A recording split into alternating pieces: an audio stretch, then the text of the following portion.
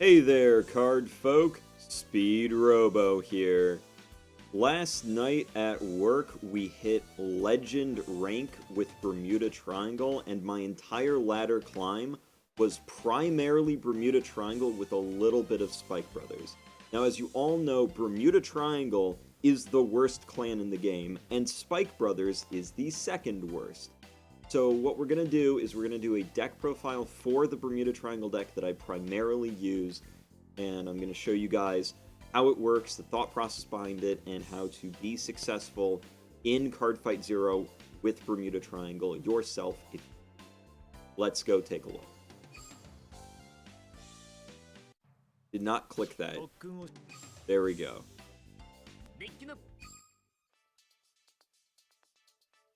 So here is the deck.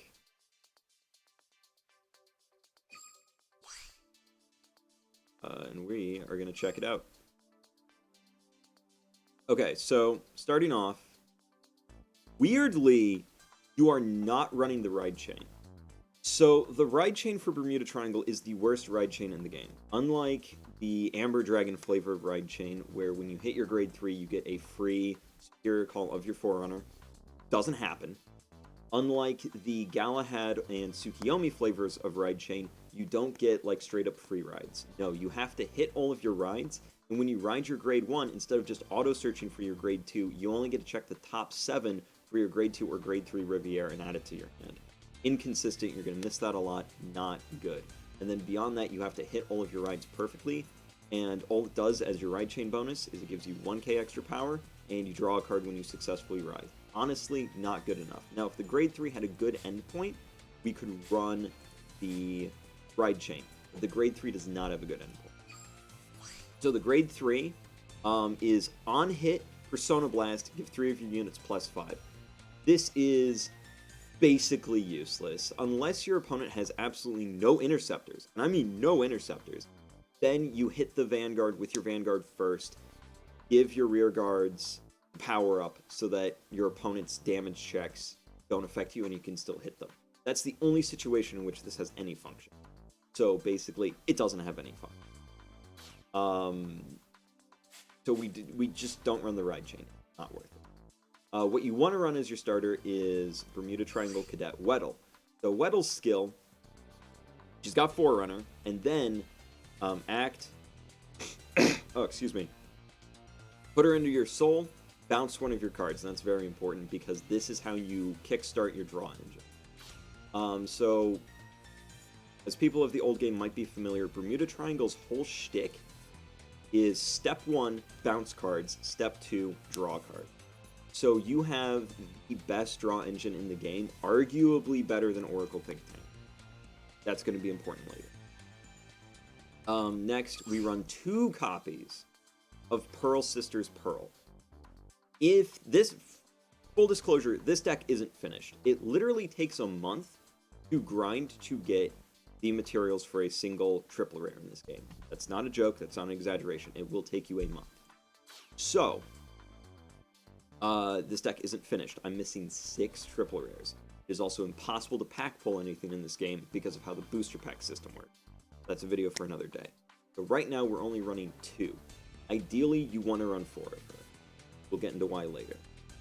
Then you run 4 Perfect Guard, obviously. 3 copies of Prism on the Water Miorda. You want to run her at 1. So basically, you take 2 copies of Miorda out, run 2 more copies of her.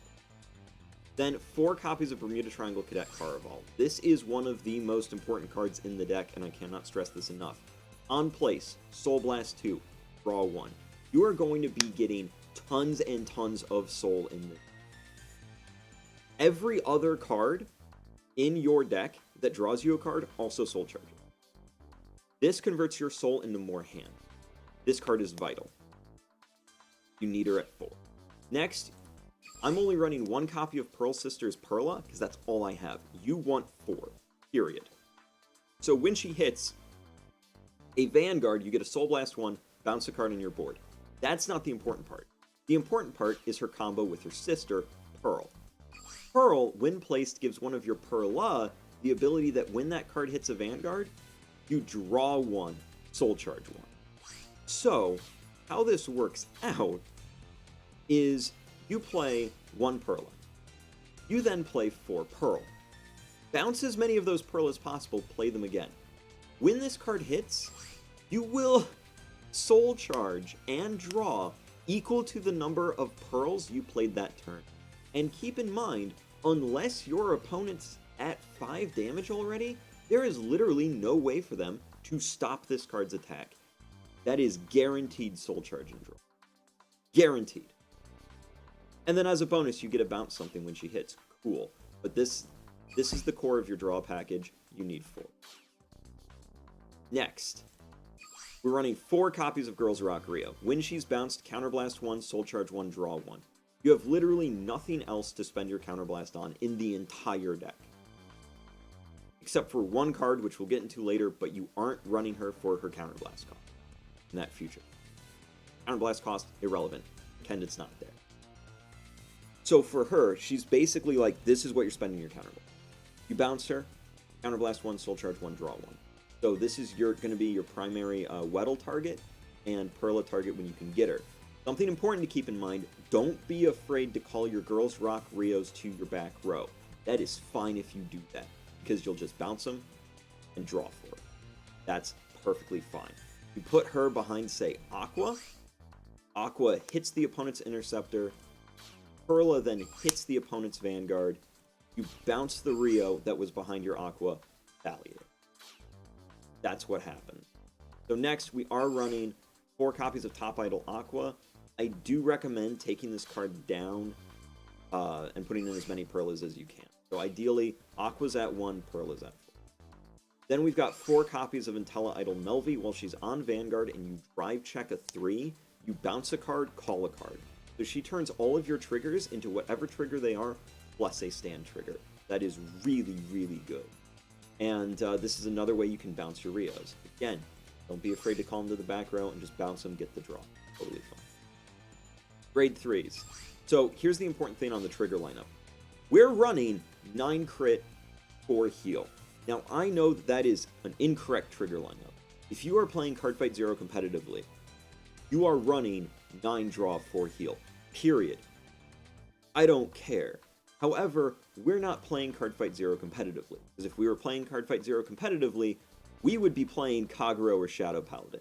It's that simple. They're the 2 best clans in the game. If you want to win at this game, you're playing one of those 2 clans. You can also get away with playing Dark Irregulars, Royals, Dimension Police, or a few other clans in the mix, but basically, if you want to win, you play Kagero or Shadow. That's simple. But we're trying to make Bermuda Triangle as good as possible, and here's how you do it. So the reason why we aren't using the draw lineup. Now again, like I said, draw objectively the best trigger in the game.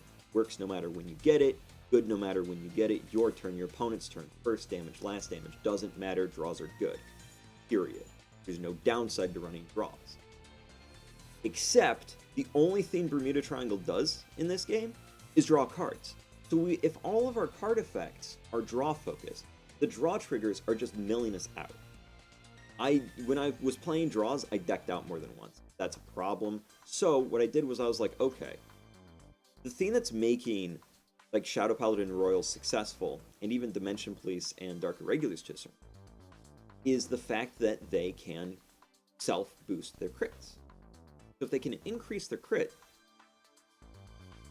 then they aren't running their stuff in their deck that draws, and they're using the draw triggers to compensate.